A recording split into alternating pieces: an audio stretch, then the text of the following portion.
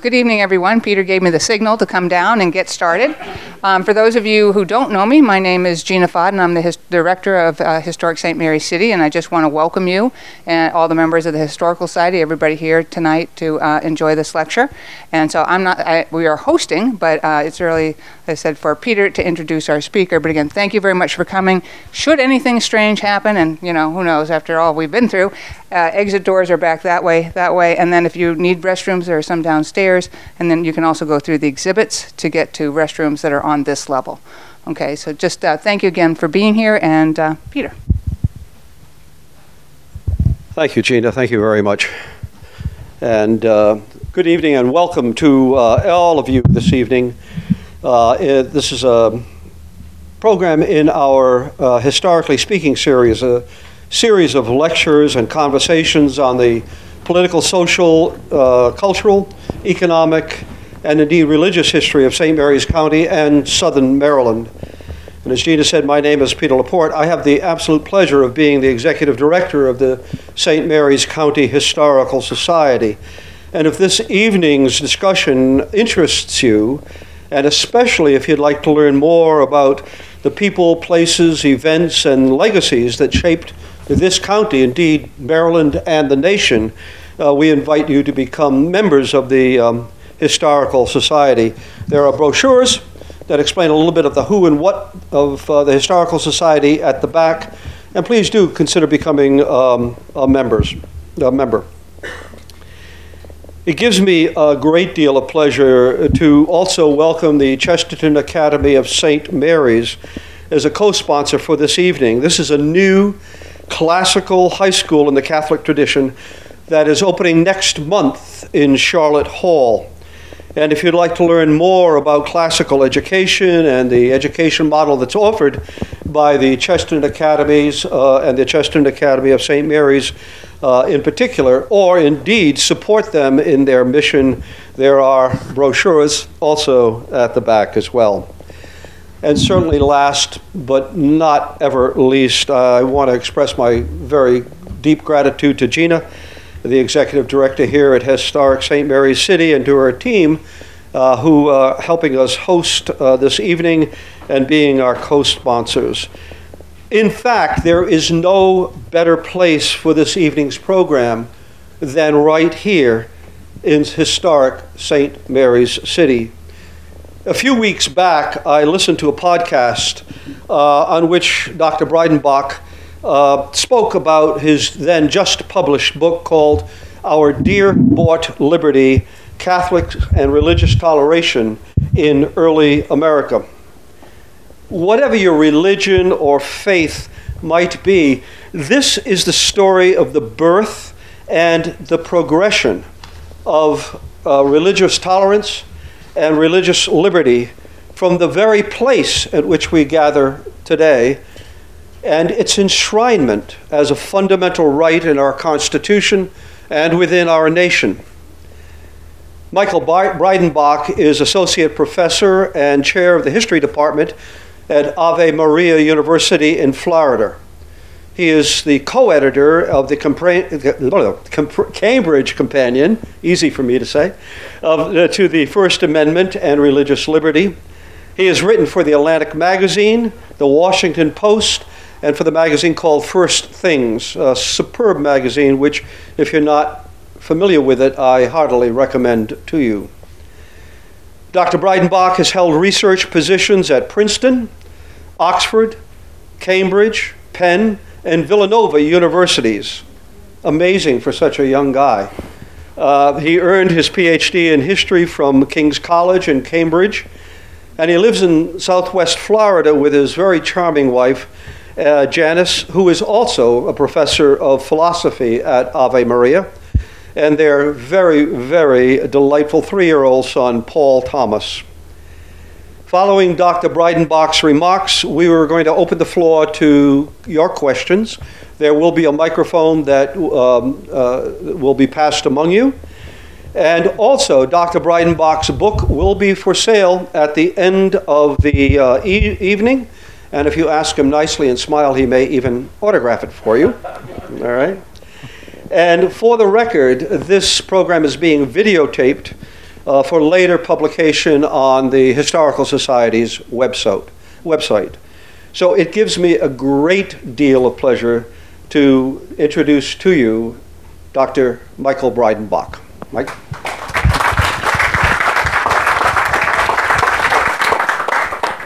Thank you, Peter. Thank you.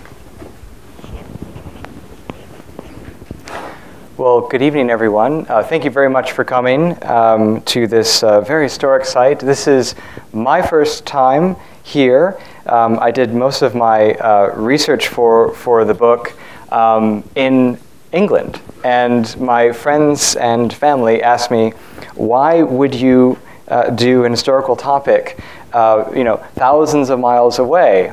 And this, of course, is very much a Maryland story. It's also an Atlantic world story, a global story, right, that put together people and ideas, religions and personalities in conversation and sometimes in tension with one another from England, France, to this very site. So it's exciting to be here where it all happened. And I'm very grateful for this invitation by St. Mary's County Historical Society for sponsoring this event, and Chesterton Academy, which sounds like a wonderful endeavor just starting here, for co-sponsoring, and of course to Historic St. Mary's City for providing this venue, this very historic place to talk about this historical subject. And in particular, I want to thank Peter Laporte for his very kind invitation and hospitality. We're all familiar with the following story, I think. A group of religious minorities immigrate to the New World to flee religious persecution. Right? We're familiar with that story. These pilgrims establish a small settlement and later a prosperous republic. These faithful fight for American independence. They create a constitution that guarantees religious liberty. This is the standard story of the American founding. And so far, it has been largely a Protestant story and one that takes place up north. Right? You're all familiar with this story. But today I'd like to swap the typical cast of Protestant and Northern characters. Think of, those in Massachusetts Bay Colony, for instance. I'd like to tell you the story in which Catholics, Maryland Catholics, are founders and framers. It's a history of Maryland Catholics negotiating their dual loyalties and allegiances in a country that was hostile to their faith. It's a story of how these Catholics offered a unique contribution to American religious liberty, as Peter mentioned. Now, such a story challenges much of what we think we know about early American history. Now, some of you have already been disabused of this standard narrative that it's all, up north in Massachusetts or even Virginia, and that it's largely a Protestant story. And there are reasonable ways to think in these terms, right? I mean, in England and American colonies, Catholics were presumed dangerous until proven loyal. That was the English sort of view, generally speaking, of Catholics. English and American colonial laws prevented Catholics from openly attending Mass. It was a crime to be a Catholic priest in many of the English domains. Some were even killed. Right? Catholic parents could not send their children to Catholic schools openly. Catholics were prevented from serving in public office. In short, Catholics remained outlaws in their own country. Yet by the late 18th century, American Catholics had signed the Declaration of Independence. That's, of course, Charles Carroll of Carrollton. They had helped frame the Constitution, Charles Carroll of Carrollton and Daniel Carroll, his second cousin. They had finalized the First Amendment, even. A Jesuit priest, John Carroll, even became the first Catholic bishop in the United States. So what explains this remarkable transformation? Right? How did Catholics go from suspected subjects to trusted citizens? Now, in America today, we live in general freedom to practice our religion. We are free to attend church or synagogue or mosque, except for the pandemic-related lockdowns. We're free to attend religious-affiliated schools like Chesterton Academy. We're free to express our religious beliefs in public. But that was not always the case, and certainly not always the case for all religions. And especially that wasn't the case for Catholics in many colonies and much of the colonial history in America. So how did Catholics become good, respectable Americans? Well, they showed that they could be Catholic and still loyal to their country. American founders, Bishop John Carroll of Baltimore, later wrote in 1790 that American founders were, quote, perfectly acquainted with the maxims of the Catholics and didn't find anything in those maxims that would prevent them from full civil and religious liberty in the United States. So once considered lawbreakers, they became lawmakers. So who were these important Catholics? My book, Our Dear Bought Liberty, covers this history from the founding of Maryland to the First Amendment and the establishment of the first See of Baltimore in the United States. So this evening, I can't cover the whole book. You'll thank me after about 35 minutes. I want to just cover the first part of that story, in particular because we're in historic St. Mary's. And I want to focus on two figures in particular, names that need no introduction, George and Cecil Calvert. These figures, I want to argue, helped to shape early American history, not just local history or Maryland state history. They helped to shape early American religious liberty and helped to form American Catholic identity that we know today. So let's focus first to our first figure, George Calvert. He's, of course, the first Lord Baltimore, a principal secretary to the King, and one of the founders of Maryland. And we should appreciate how difficult George Calvert's task was in founding a colony that welcomed Catholics. I won't say a Catholic colony, because one of the important points that George Calvert wanted to make is that it was not sectarian. There was no established church in Maryland from the very beginning. Right? It later had an Anglican establishment. But the Catholic Church was not established as you would find in Spain or France at the time. So finding a colony that welcomed Catholics, that's a very difficult task. And to impress upon you how difficult this was, I think we need to understand a legal document called the Oath of Allegiance in England. The English Oath of Allegiance, which began in 1606, after Guy Fawkes, a Catholic, and his co-conspirators tried to blow up Parliament and tried to assassinate the king and parliamentarians.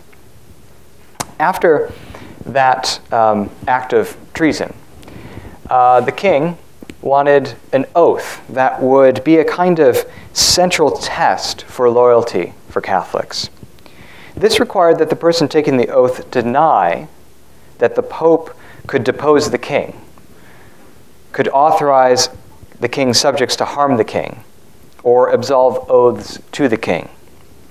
And in response, the Pope at the time charged that any Catholic who swore this oath would be excommunicated from the Catholic Church. So here are your options, right? Treason or excommunication. This is the difficulty that every Catholic in England, George Calvert included, faced. Right? A really divided loyalty. So how did George Calvert respond to this?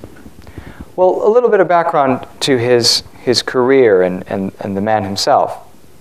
He was born Catholic in Yorkshire, and it's wonderful to see the replica of the ships, Ark and Dove, here. I also saw a different replica in Kipling Hall in Yorkshire in England.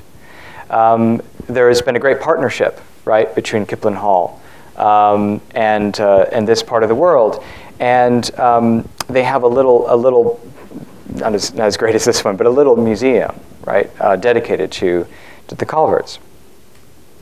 And he was born in that country, right, in Yorkshire, to, tenant farmers, effectively, and then forced to conform to the Church of England, and then reverted back to his Catholicism at the height of his political career, which is political death, right?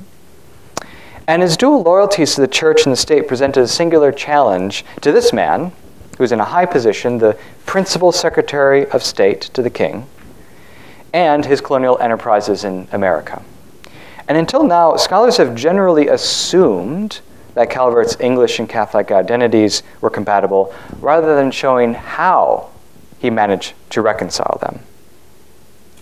And so tonight, I want to present new archival research that's found in this book of a revised Oath of Allegiance that George Calvert wrote to try to solve these tensions. Remember, the Oath of Allegiance is the way in which the king tried to divide good and bad Catholics, as he put it, right? Catholics who are loyal to him and those who are disloyal to him.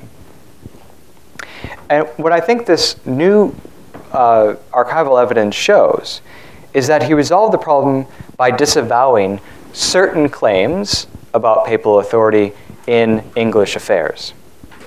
Claims that had made Catholicism so problematic. The claims about the Pope having the power to depose the king and so on. He denied those things. He didn't think the Pope had such power.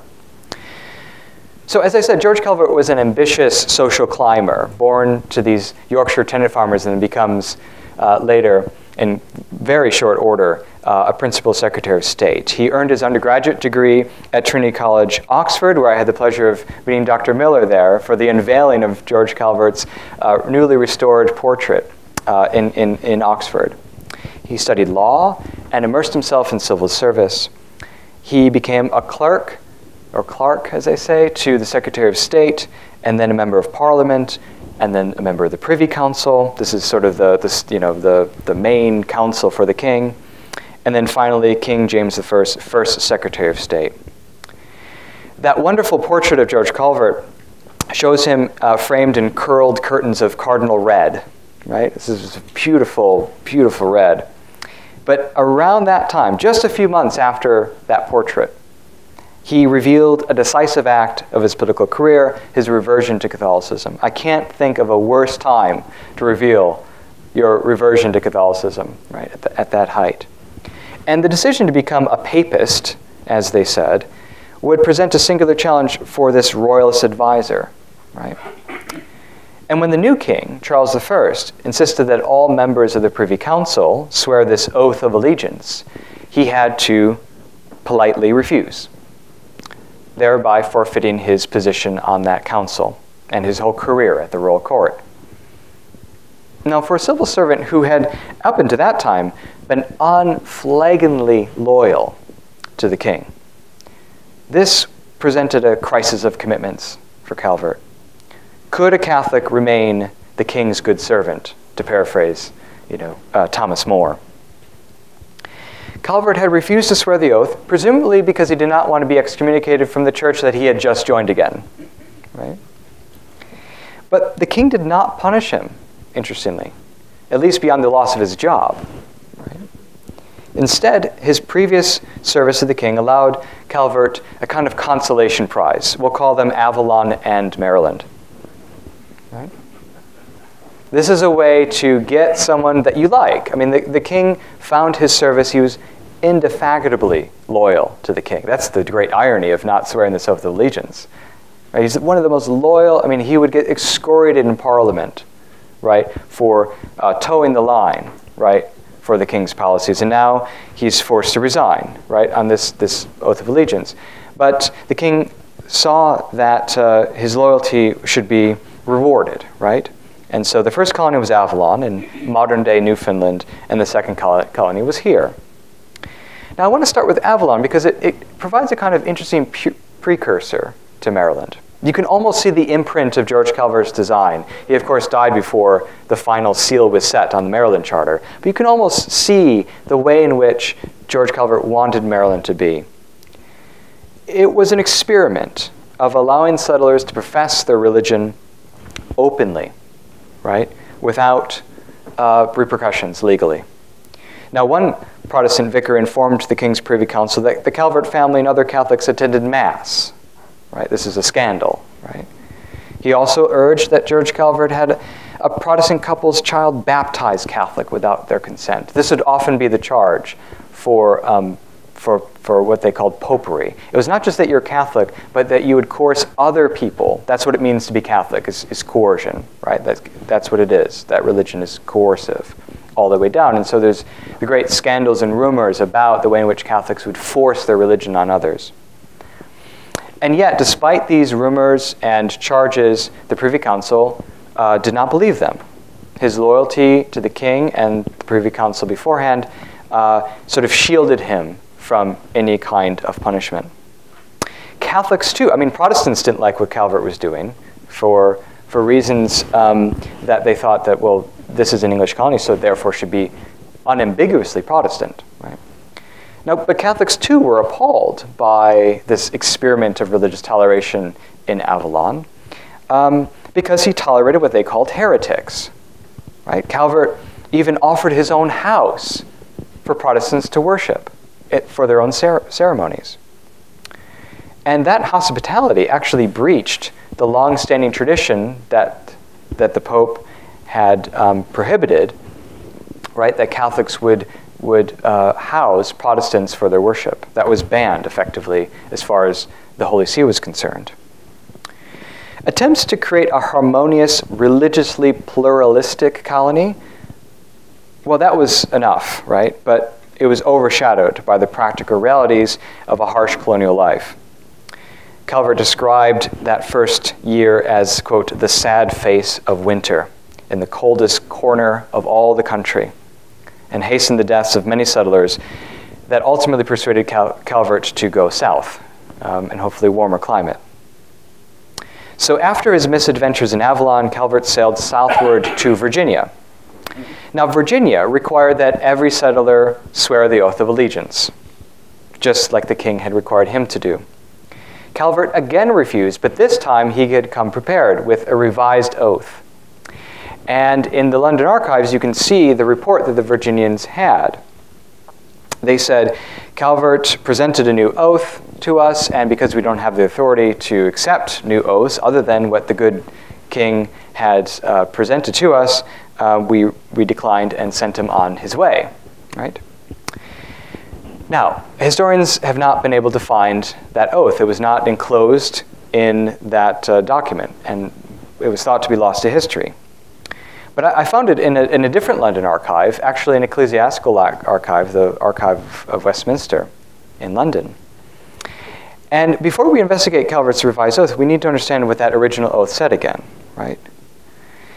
There are two clauses that Calvert revised. Now, the original first clause was that the Pope does not have the authority to depose the king. And the second clause is that it is, quote, heretical and, quote, a damnable doctrine. I love these early modern languages. A damnable doctrine that princes which be excommunicated or deprived by the Pope may be deposed or murdered by their subjects. Now, there are two important changes that Calvert did to those original clauses. The first is he simply removed the first clause from his revised oath. Now, that first oath clause was the Pope has the power to depose king, right? That you have to swear that you don't believe that. Calvert just said, let's not talk about that, effectively. Let's keep it in, to use another Catholic word, in limbo, right? Let's live in limbo, a kind of holy ambiguity, right? Now, the removal, in my reading of this, the removal is not to imply that he believed that the Pope had the power to depose the king. In fact, other evidence I found shows that he did not even think the bishops had the power to do anything in English affairs, civil affairs, right? So all the more reason why you wouldn't think the Pope has the power to depose kings. On the contrary, I interpret this silence, this removal of the clause, as simply a way to avoid the controversy, right? Because if you swear it, then you raise the Pope's ire. If you don't swear it, right, then you raise the king's ire. So let's not swear. Let's just not talk about it. In other words, right? Okay, so that's one clever solution. Remember, he studied law. Now let's look at the second change. Calvert removed the word heretical from the clause, concerning the deposition or murder of kings by their subjects. Now, the elimination of the word heretical is significant. And there is a whole body of other people trying to revise this oath, by the way. Calvert's the only one who succeeds, right? And I'll get to that later. But all sorts of Catholic priests and royal servants in the king's court are trying to revise this oath, because this is really important. This is, there's a good number of Catholics in England. They want to present themselves as good, loyal people, but they can't. How do you reconcile these two things? Well, the elimination of the word heretical was significant because to swear this doctrine heretical was to indicate that the Pope taught heresy. Clearly, Calvert did not want to didn't believe in the doctrine. After all, the oath had renounced it. But he didn't want to say that the Pope is heretical, right? So here again, we see Calvert trying to be very sensitive to the concerns of the Pope and his advisors in Rome, but ultimately siding with the spirit of the original Oath of Allegiance, just trying to excise, remove the clauses that are most troublesome so that he could pledge allegiance to the king and not raise the ire of the Pope. So taken together, I think we get a fairly clear picture of the vision of George Calvert's oath reconciliation. He did not believe the Pope had the power or authority to depose the king, but he also believed that if he wanted any chance at pleasing both Rome and London, he had to cut that clause out altogether. He was also careful not to call the Pope heretical, but still declared it false to believe that subjects could lawfully depose the king or murder him if he was excommunicated. Well, the Virginians who received this oath were not impressed. I'm impressed with the way he's trying to really cut hairs, right? Split hairs, but Virginians did not accept it. But the amendments, again, revealed this clever strategy, a strategy that his son, Cecil, will pick up. Now, George Calvert went back to London and obtained permission for a new colony that would be called Maryland in honor of Henrietta Maria, the Catholic wife of Charles I. Calvert was ready to embark on his new colony, but died a few weeks before the final seal was set on that charter. But I think his legacy here is really important. He had shown that you could be a Catholic and present yourself as a loyal English subject. And he tried to create a colony in Avalon where religious toleration would be effectively law. Now, this legacy continued with the settlement of Maryland. That story, of course, begins when hundreds of English passengers boarded the Ark and the Dove to set sail in the unruly Atlantic waters, reaching, hopefully, the shores of the Chesapeake.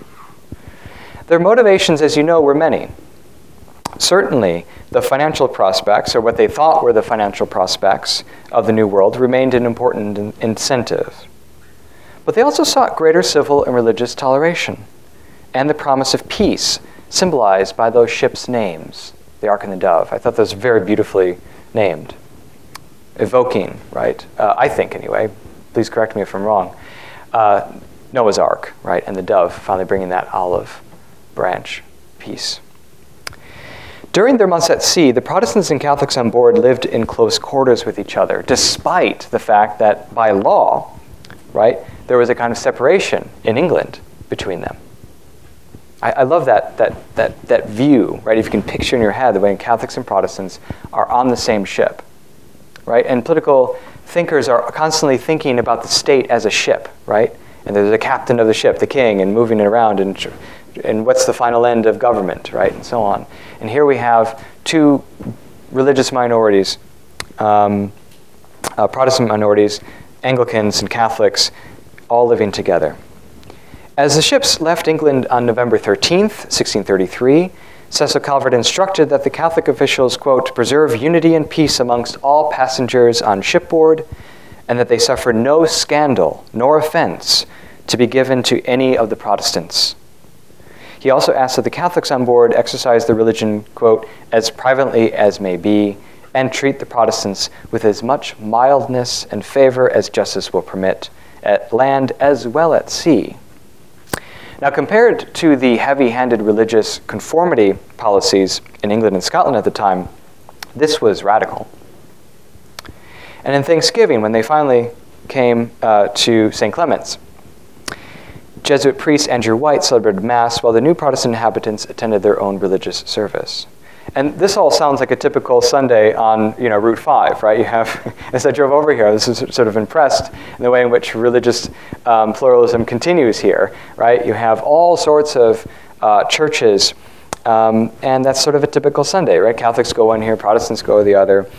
But Cecil Calvert, right, was embarking on a very dangerous endeavor, just like his father, to bring Protestants and Catholics together peacefully, respecting as far as possible the other's religion. Needless to say, there were many people who objected to this experiment. And one of the main obstacles, yes, remained the oath of allegiance. Why? Because every settler had to swear it before he or she went on board to go to the New World. Every settler. There were ship searchers who received sixpence per head to tender the oath of allegiance before you boarded the ship, the Ark and the Dove. This is at Gravesend in London.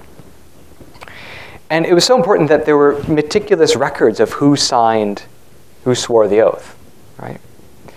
So let me tell you a story about the Ark and the Dove that may be unfamiliar. I mean, you tell me. I thought I had not seen this in literature. So as you know, the Ark and its pendants, the Dove, were already out of the mouth of the River Thames when on October 19th, 1633, the Privy Council ordered them back to port. Now, John Coke, the Secretary of State at the time, had heard a complaint that those on board had not taken the oath. A week later, after returning to port, a London ship searcher, whose job it was to tender this oath, reported a resolution, and this is found in the London archives, quote, "He offered the oath of allegiance to all and every one among the persons aboard the Ark and the Dove, to the number about 128, who took the oath." Now, Cecil Calvert, who's in London, in Bloomsbury, today's Bloomsbury district of London, interpreted the incident as yet another attempt by, quote, "my adversaries to overthrow my business." Right? He was constantly feeling embattled, right, as a Catholic in this Protestant country. Now, based on these accusations, Cecil Calvert recalled several captains of the king's ships hunted down his ships and brought them back to Gravesend without his knowledge. And Calvert stated that there was not just any just cause for complaint, and that every one of them was most notoriously and maliciously false. So in other words, Calvert says there's nothing to see here, right? This is just yet another attempt to thwart my colonial endeavor, right? And he was sensing a kind of sectarian edge to this, that it's because there are Catholics on board, right? Now, I try to be as objective as possible as an historian, and I have to say that I think there are several reasons to doubt that all the Ark and Dove passengers in London boarding the ship had actually taken the oath of allegiance. And I think there are good reasons to think so. So first, Calvert admitted that he had not known exactly where his passengers were. So his testimony that the passengers had all taken the oath simply can't be reliable. Right? I think he's acting in good faith, but he doesn't have on-the-ground knowledge. Second reason to think that not all the passengers on the Ark and Dove initially had taken the oath was that the Maryland Charter didn't require the oath to be taken. There's no explicit, other colony charters did have this explicit requirement to take the oath of allegiance. And no evidence exists that Calvert had actually directed his settlers to take it before boarding the ship. And here's where it gets interesting. The man whom Calvert had hired to lead the Maryland settlers, by the name of Robert Winter, had previously smuggled in 28 Benedictine nuns from England to Brussels, and just as illegally visited Rome twice as these Benedictine nuns' secret agent. So this is a really interesting character, this Winton chap.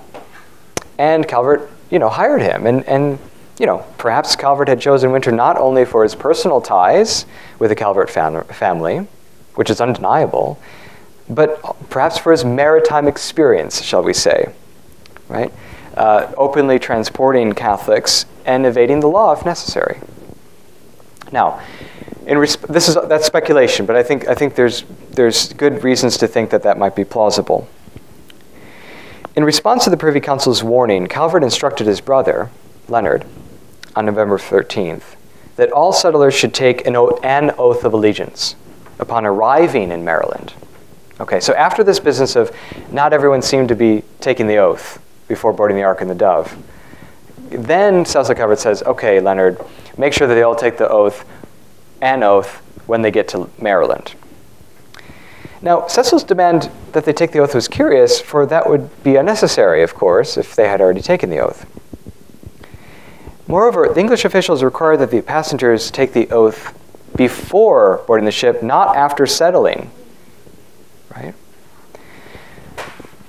Now, indeed, the ship searcher, in his report about administering the oath, had also asked the shipmaster, Richard Lowe, whether any more persons were to go on the said voyage. Remember, they had been retained, or they had been brought back to Gravesend in London. They had been retained for a few weeks. Now they're ready to go again. The ship searcher is asking Lowe, the shipmaster, anyone else?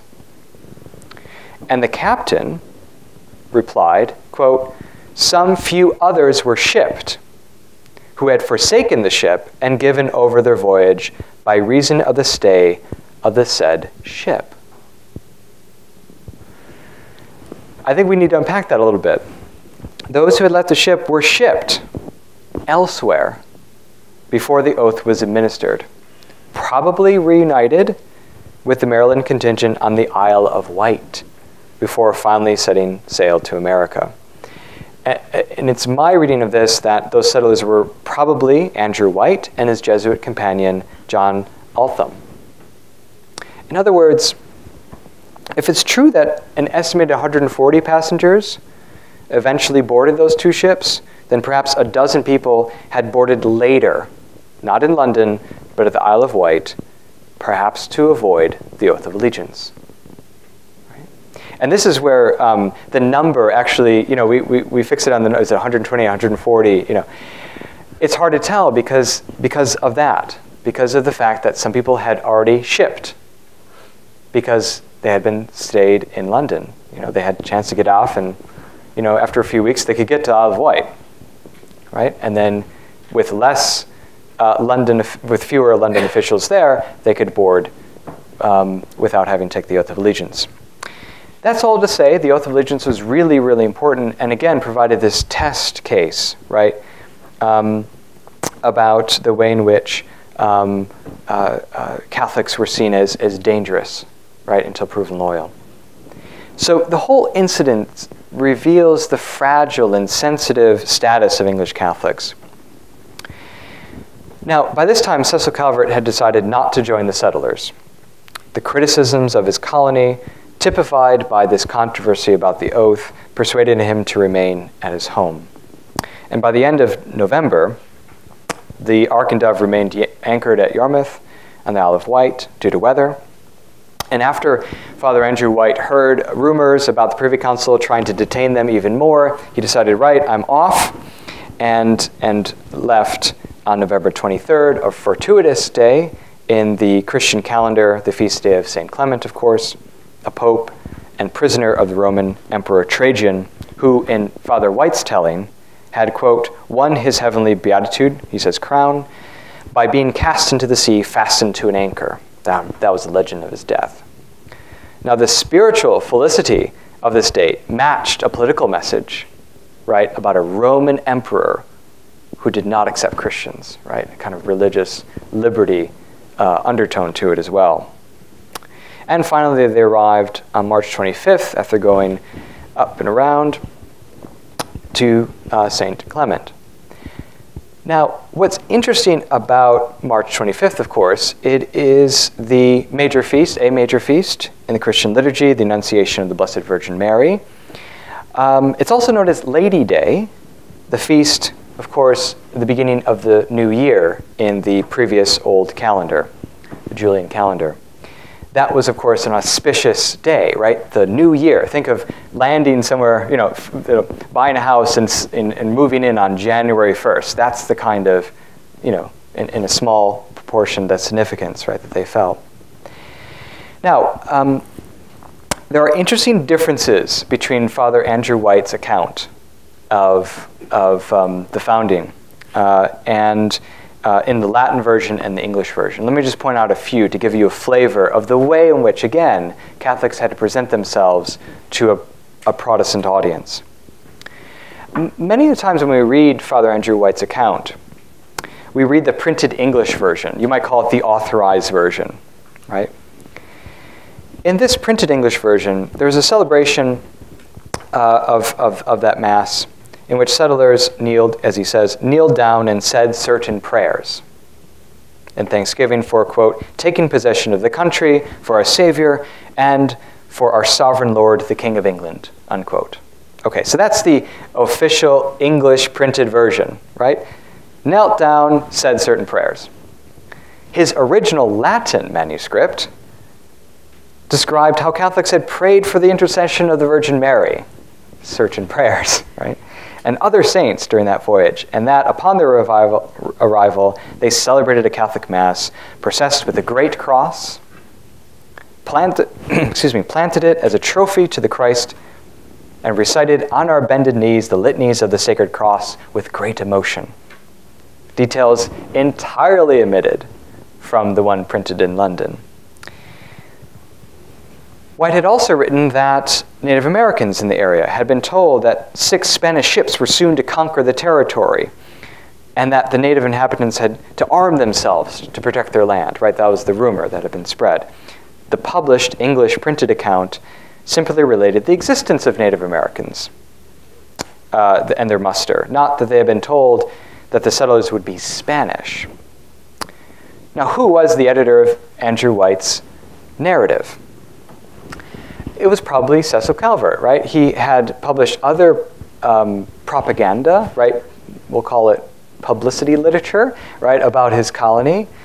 And even if he wasn't the editor, certainly he would have proved about this very intimate relation about the founding of Maryland. And he clearly wanted to censor, right, any kind of sectarian language that would further excite charges that this was a popish colony.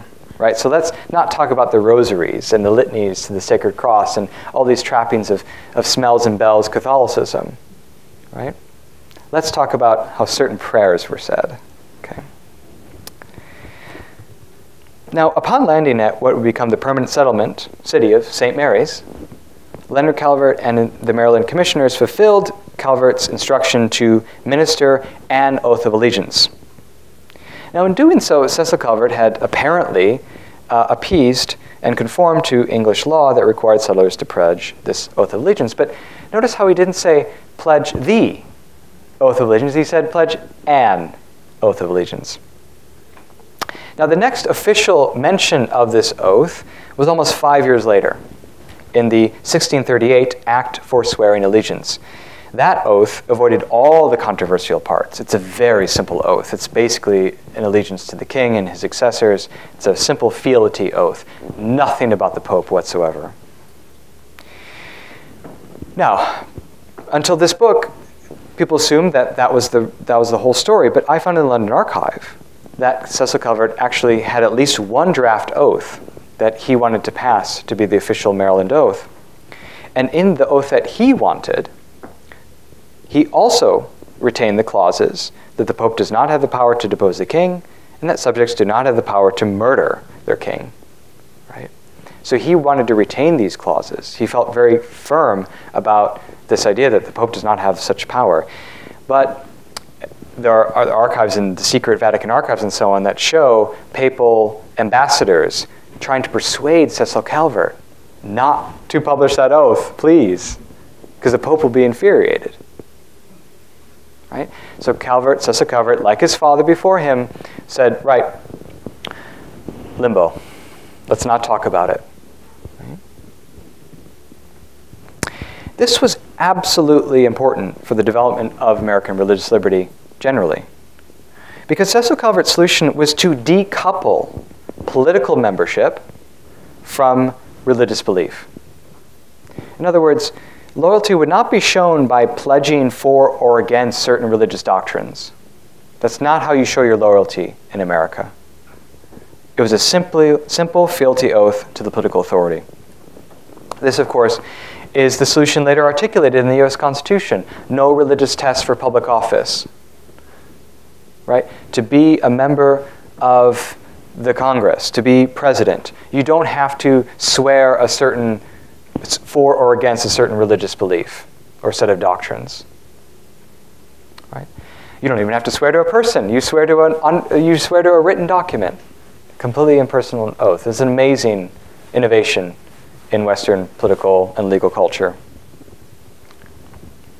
Now, Cecil Calvert's other major invention, as you know, was the drafting of what became the Act Concerning Toleration of 1649, so-called the Maryland Toleration Act, which is the first comprehensive law in English history that ensured religious toleration for all Christians. I'm aware of Rhode Island, but Rhode Island did guarantee religious, what they called liberty of conscience, but it was a very simple act. It was, basically subjects have, or people of that colony have liberty of conscience.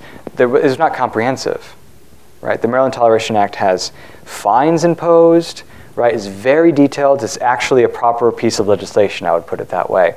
That's why I say it's the first comprehensive religious toleration act in certainly America and probably English history for all Christians. I mean, the English Toleration Act of 1688-89 only gave toleration to all Protestants, not Catholics.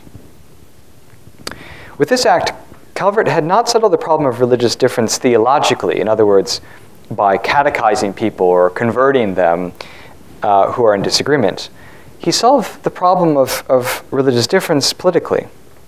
Religious differences could continue, even intensify, as long as civil peace could be retained. And of course, we had that famous phrase, right? Should not be troubled.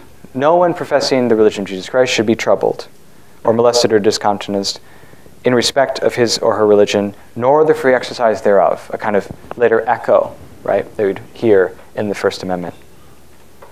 Now, this is an important document because, again, if you're thinking about the First Amendment and the religious toleration and liberty, later liberty that we have in America and the United States, right, the final end of government, according to Cecil Calvert, was not to necessarily help people get to heaven, which had been the idea of a confessional state, right? The end of government, think about a ship, right? Where are we going to port? We're going to heaven, right? And the captain of that ship is the king or any kind of political ruler in concert with the religious authorities, whether the Catholic Church or Protestant Church, will be advising the political authority to steer that ship to port to heaven. That's ultimately the goal. It's not just for civil peace and so on, right?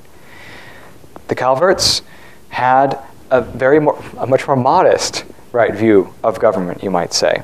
Not to help subjects get to heaven necessarily, by a prescribed path of salvation at least, but to create the conditions, right, for what they called mutual love and amity. As long as you have a quiet and peaceable government and participate in that government by obeying the laws and so on, you would be granted religious toleration. This juridical separation of church and state, that's not to say religion from politics or anything like that, but this juridical separation of church and state was, of course, what would become a hallmark in American religious liberty generally. Now, as you know, religious toleration in Maryland had a tenuous tenure, right? Protestant takeover in Maryland government, as well as conversions of later generations of the Calvert family, led eventually to the establishment of the Church of England in Maryland and the denial of Catholics in public service and other disabilities that would continue until 1776. But Cecil Calvert's failure to establish lasting religious toleration did not detract from his singular feat of inaugurating it. And it's interesting to think about St. Mary's City and this area generally as a birthplace, right, for this kind of toleration, but it quickly was followed in other colonies, something that isn't quite known, right? Just a few months after the Maryland Toleration was passed, Barbados enacted its first act of toleration. And its offshoot, Suriname, it was previously called Willoughby Land, after Lord Willoughby, who apparently owned this colony. And as England took over other colonies, such as Jamaica and New York, the king did not require the oath of allegiance, and there was a kind of religious toleration in Jamaica as well. And it's always, in this case, the way in which the colonial project just needed settlers. People needed to come together and get along, right? That ushered in this kind of pragmatic sense in which religious toleration rose, right? It's not all principles, right? It's not all ideas. It's actually the bare bones fact that you can't squabble about religious difference. You can't sideline people when you're building this, fragile settlement. Right? And of course, the Maryland Toleration Act was an inspiration for later Maryland Catholics, like the Carrolls, who sat on the committee that finalized the First Amendment of the U.S. Constitution, who were friends with George Washington, who later said that Catholics were full citizens of the United States and had the same protections as anyone else. Now, I'm not suggesting a straight line from the Maryland Toleration Act to the First Amendment. There's hardly any straight lines in history. The only ones I can think of are genealogical charts. Right? But Cecil Calvert's compromises, right, more accurately approximates, even though it did not anticipate, the U.S. Constitution's federal church-state separation. So let me conclude. We might reflect on Founding Father James Wilson's first law lecture in 1790, where he addressed President George Washington, Vice President John Adams, both houses of Congress. And this is what he said in that famous address. Wilson said, "The doctrine of toleration in matters of religion has not been long known or acknowledged. For its reception and establishment, the world has been thought to owe much to the inestimable writings of John Locke, the celebrated Locke. But while the immortal honors are bestowed on the name and character of Locke, why should an ungracious silence be observed with regard to the name and character of Cecil Calvert?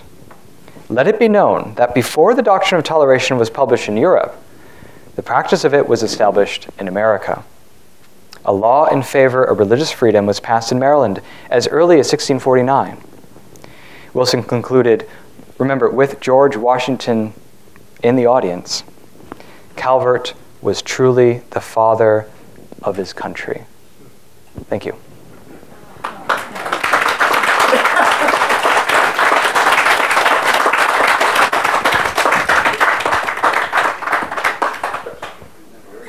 Yeah. So we'll open the floor to some questions. If you'd like to take a seat there, Michael, and so we'll open this. I have a question that I'd like to start with, and I know that we talked about it a little bit over wine last night, but I'm kind of curious. What led you to write this book? What was the motivation, and how did you come on the project? Thank you for the question. Thank you for the wine last night. I have always been interested in identities that don't seem to fit with one another. So I grew up going to church with the American flag and the Holy See flag flanking the altar in a kind of perfect equipoise, a perfect juxtaposition, as if these two flags should always have been there, right? And there's no conflict between them, and so on. And that was that's the kind of history I think that this is kind of the post-John F. Kennedy, post-Vatican II sort of consensus, right? That American and Catholic are perfectly compatible. And when I started looking at the history, it just didn't seem to be that simple.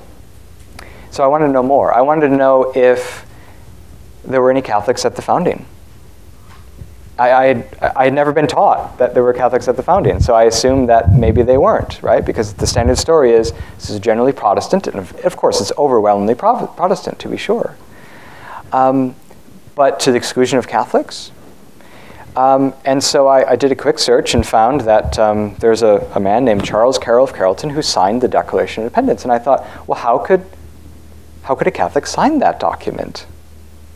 You know, this is a time when the Pope was saying to King George III's brothers, he's the mildest of sovereigns who owes obedience, you know, subjects owe obedience to him.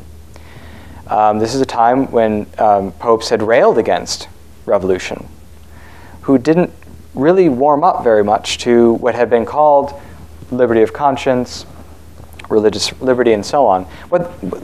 What popes had been arguing against is a kind of licentiousness or something, or license rather, with respect to religion, that countries that are Catholic should just disavow their confession.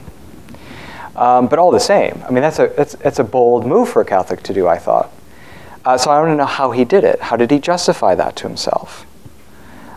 Given the overwhelming evidence that Catholics shouldn't be in America, right? And that surely, you know, Catholics in Europe would look askance at what American Protestants are doing to a legitimate sovereign, right? As they would see it. So that was the genesis. And it took me sort of to both England, Scotland, Belgium, because some of my later figures, the Carrolls, had been educated in France and nowadays Belgium, because of course it was illegal to go to Catholic school in Maryland at their time. And of course it took me to Maryland as well for archival research. So it's been a wonderful journey to travel along with these figures and to share their story. Thank you. What questions might you have? Mary has a microphone just so that we could capture and make sure that we get your voice. Pete, wait for the microphone if you would, please, Pete. Have you ever run across a guy named John Kruger? I'm sorry, could you? Have you ever run across a fellow by the name of John Kruger? Yes. John Kruger at Marquette University, yes. At that Krugler. Jesuit university, not a Catholic university. Yes. We had the honor here of all the guides and interpreters here being instructed him on your story here. It's quite fabulous. Thank you for the repeat. Oh, you're welcome. Yeah, John Krugler is a very well-known historian of Catholicism, Maryland Catholicism in particular. And I relied on his work heavily for sort of the Maryland, the early American account of especially the First and Second Lords Baltimore. I think what this book does to advance what Krugler started is to show the importance of these new archival documents about the Oath of Allegiance. Because when I said that scholars have generally assumed that these identities work together, Catholicism and English identities, Krugler is someone I have in mind. In other words, at some points in his book, I get the sense that it's effectively Maryland presents this kind of case in which English Catholicism can be, English Catholics can be presented as loyal. And what I'm showing is that it's hard fought. It's very, very hard fought. That Oath of Allegiance was a huge obstacle for this project to go forward. But I respect his work a lot. Other questions, please.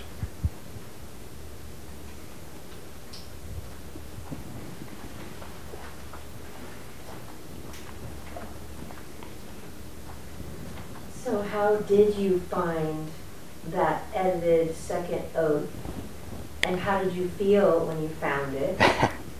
And the second question is, when you found out the John Carroll signed Charles Carroll, and then you went looking in different countries for more information about that, Why did you go there? Where did you go when you were there? And how did you know where to go?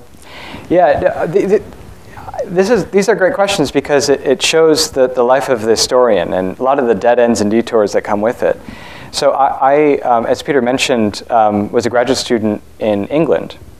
And the English archives had documents that American historians just hadn't looked at. And it's sort of by chance that I found this. There was one edited volume, so a scholar at Queen Mary University of London had done this edited volume of basically transcribing all these documents. And he has in a footnote referencing Lord Baltimore's oath. And there's nothing beyond that. It's just a little footnote.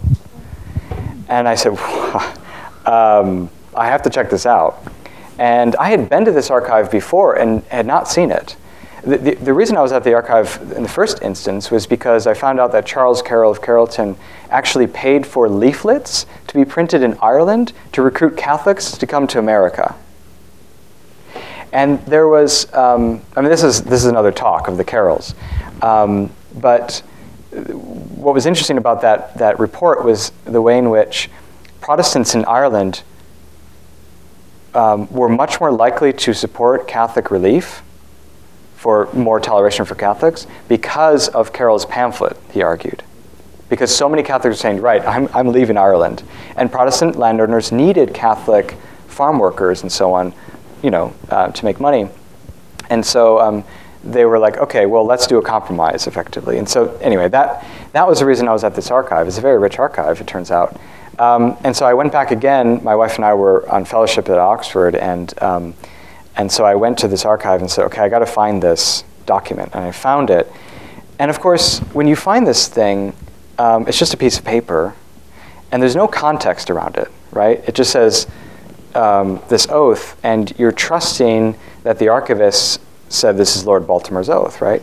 And then you continue to go back and forth with these very large volumes, like this thick, of just pieces of paper put together. And you're going back and forth and seeing what other things are there. And I was able to piece together a correspondence between priests in England talking about Cecil Calvert's oath, right? So they're constantly referencing these oaths. And then it's just a matter of finding which one they're talking about. So these discoveries are super exciting, but then you have to think, okay, is this right? Is this actually, because it wasn't in his hand either, right? So that's one way to describe it and make sure that it's authentic. But it was actually in a clerk's hand of a priest who was interested in this oath controversy. So that was, you're just in this little room, and you're not allowed pens or anything like that. It's just, sometimes you have to wear white gloves, preserve the documents. And then you have to figure out the handwriting, which is always difficult. My medievalist friends have much harder time, but sometimes the writing can be quite difficult. And I just try to follow the steps of these figures. So I went to Bruges, for instance, which turned out completely cold. I was telling Peter, like historically completely cold. Like there's nothing there that I found, but it's a great time.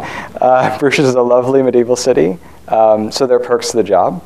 But other times, when I was in Scotland, I found some documents showing the way in which Catholics were recruited to fight against the American revolutionaries.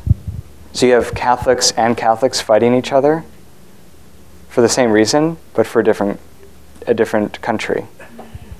That was just sort of one of the ironies that I found. So Scottish Catholics fought in America against the Americans, right? So that they would get more religious freedom. And Catholics in America were fighting for American independence because they wanted more religious freedom, right? Go figure. Go figure. Other questions, please. Okay, say another. Oh, hold on one second. I'll wait though. All right, nope. Mary's back to you. Okay, this is probably a stupid question. There are no stupid questions. Not a stupid question. Okay, so were Catholics in the habit of killing deposed kings? That's a very good question, actually, yes.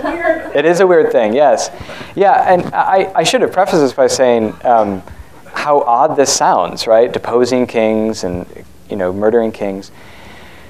We have to really put ourselves back into the early modern period of how anxious people were about this. There had been a Jesuit, Juan de Mariana, who had more or less wrote a political treatise that seemed to suggest you could be you engage in tyrannicide, right? The killer of tyrants, right? And this would be and some Jesuits didn't like that. So the Jesuits have been, shall we say, pluralistic about their political views.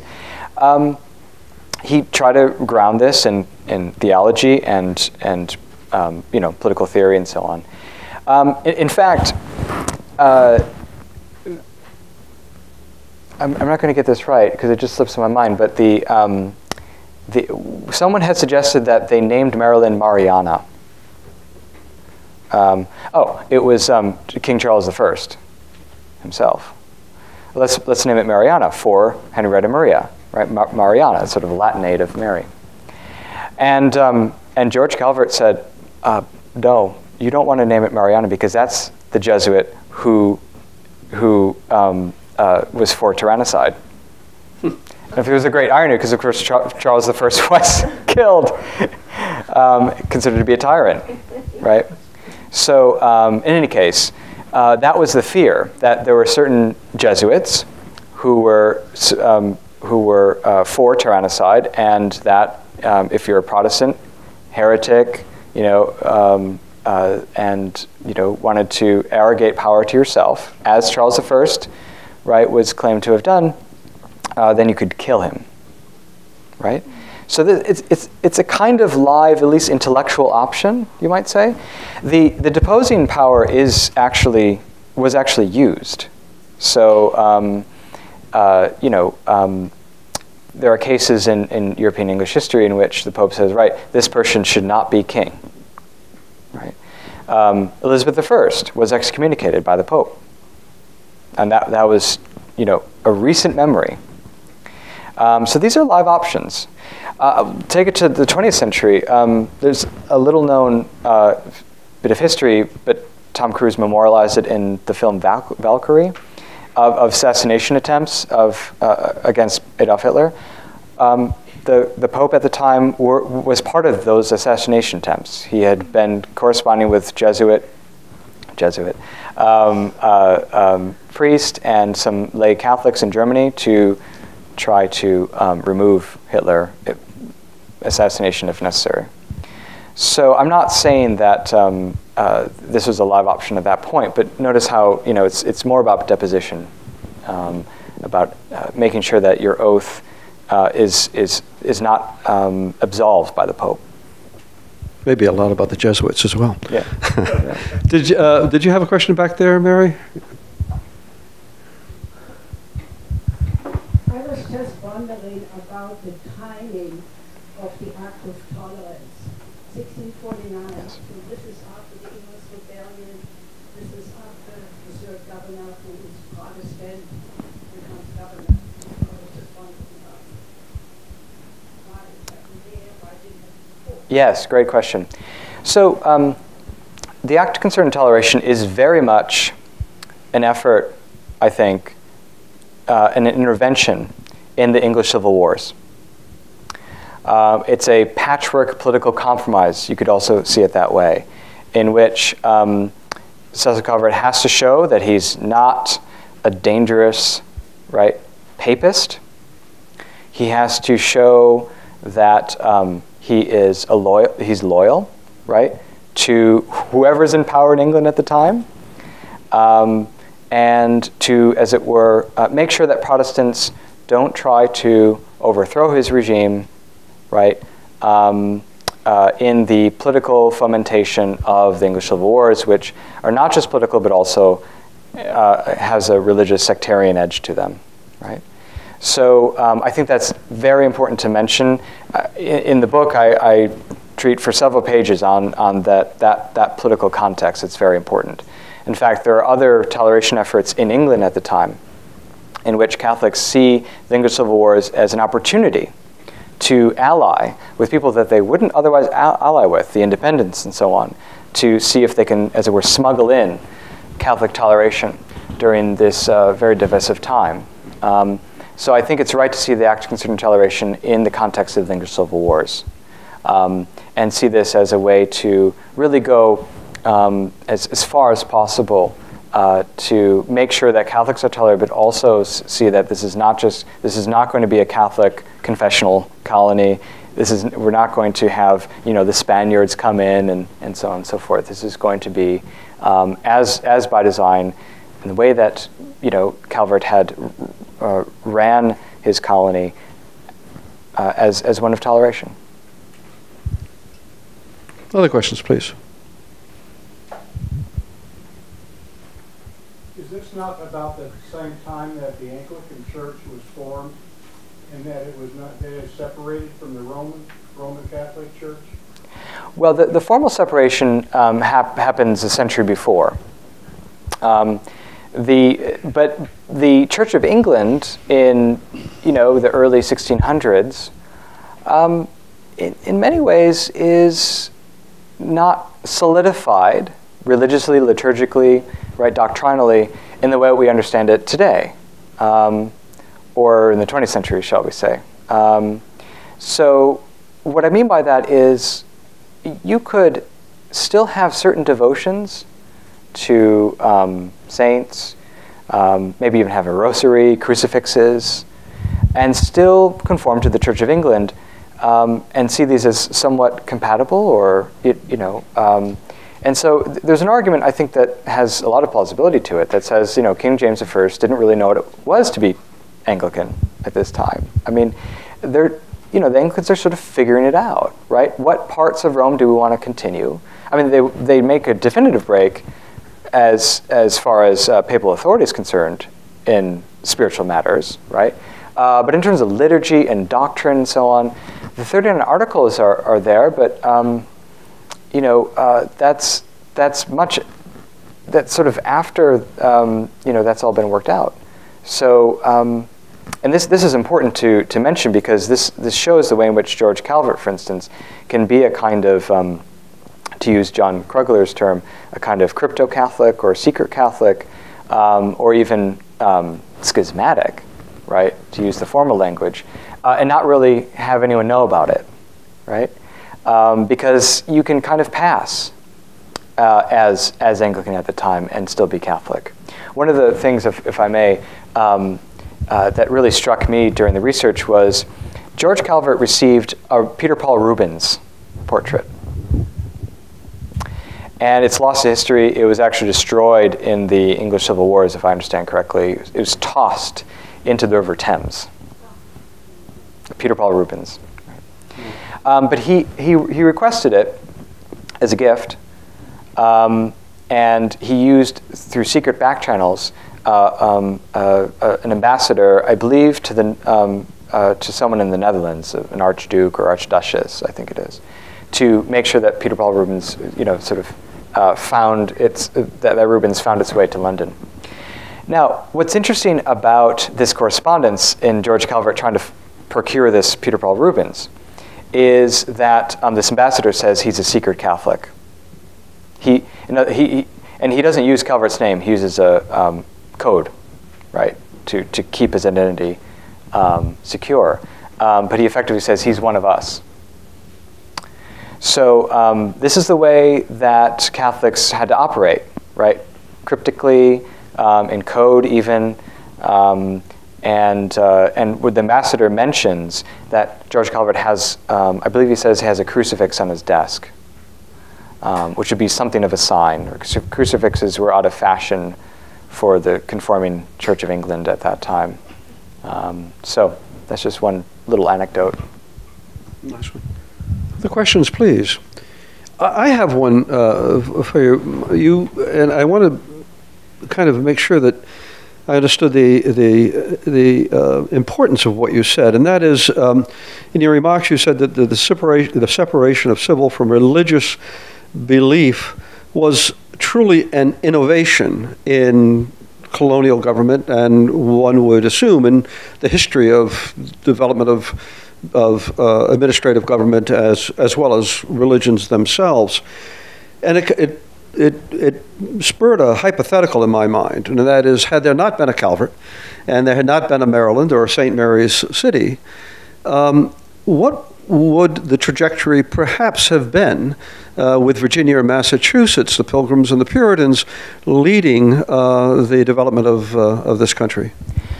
Well, now we're in the realm of counterfactuals and historical speculation. So with that indulgence, I think every historian has to be modest about claims about causation and what would have been. And so I think, in all honesty, there are many paths to the First Amendment, and not all of them include the story that I told tonight. At the same time, I think we should wonder how Catholics were able to help to finalize the First Amendment, or for that matter, be in Congress at all, right? So in other words, I think there's a path to the First Amendment, if I could speak very teleologically, right, that there's a march to the First Amendment. I don't necessarily think that's true either, necessarily, because I see history as a kind of set of contingencies that could have gone the other way. But if we're supposing that we're looking for paths to the First Amendment, there are plausible paths for lots of different ways, right? I mean, Thomas Jefferson didn't need George and Cecil Calvert to think about, what he called the wall of separation of church and state, which is an unfortunate phrase because we see this as sort of this wall that there's no touching policy or something, and that just isn't the picture of the First Amendment in my view. But at the same time, there's a kind of juridical separation of church and state, and many people had this idea, and not just Catholics, right? At the same time, that doesn't really fully explain how Catholics were involved, right? And why Catholics were part of the settlement, right, of First Amendment. In other words, you can see a purely Protestant story that we get to, the protection of free exercise of religion, but doesn't include Catholics, right?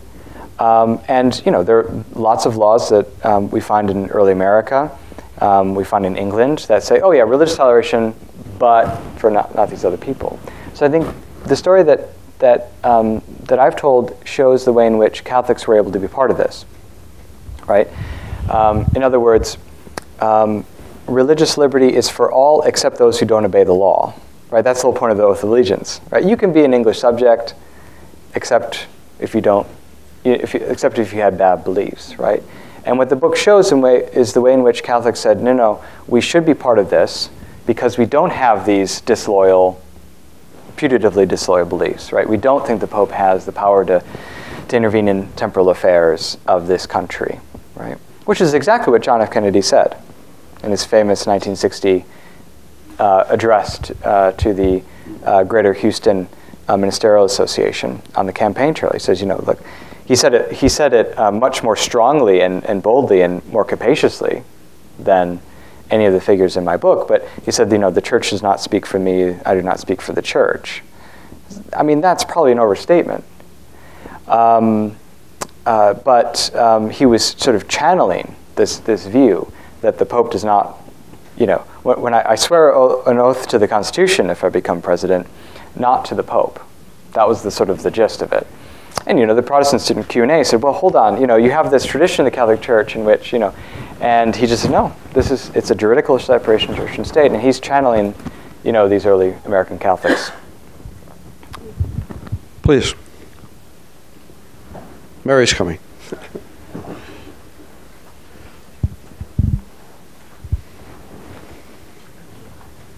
Thank you so much for your talk tonight.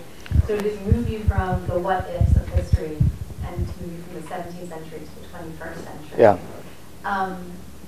What are your comments and thoughts on the importance of understanding the history of religious pluralism, and especially here in St. Mary's City, for an increasingly religiously pluralistic society that we are today? Right.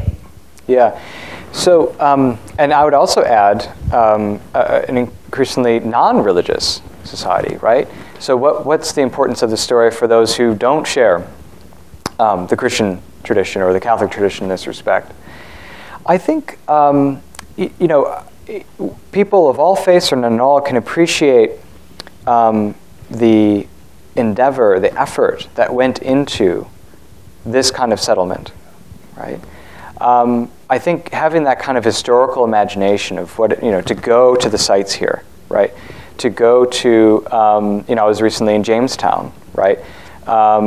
And, you know, there could have been a crypto-Catholic, right? Gabriel Archer might have been Catholic with his reliquary and the rosaries that are found there and so on. I mean, this is speculation, but I mean, in other words, this is a much more religiously pluralistic a set of settlements than we have, than we care to acknowledge, especially at Jamestown, it now turns out, and incredibly harsh, you know, set of circumstances. And so I think we should have a kind of due deference to those who, you know, put that kind of effort into it, while acknowledging that, you know, Native Americans and so on confronted difficulties of their settlement as well, right, to say the least. And so I think everyone can be part of that story, can acknowledge that this is an important set of, you know, efforts and trials that eventually created this country.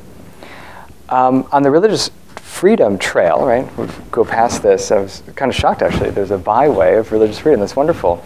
You know, and as we drive down that and think about this history, I think one of the ways we can appreciate religious freedom is in the sense of conscience. And so, you know, although that's maybe not the original construction of religious freedom as the Calverts and the Carrolls and others saw it, I think if we understand it in terms of the conscience is a kind of sacred space of every human being, right?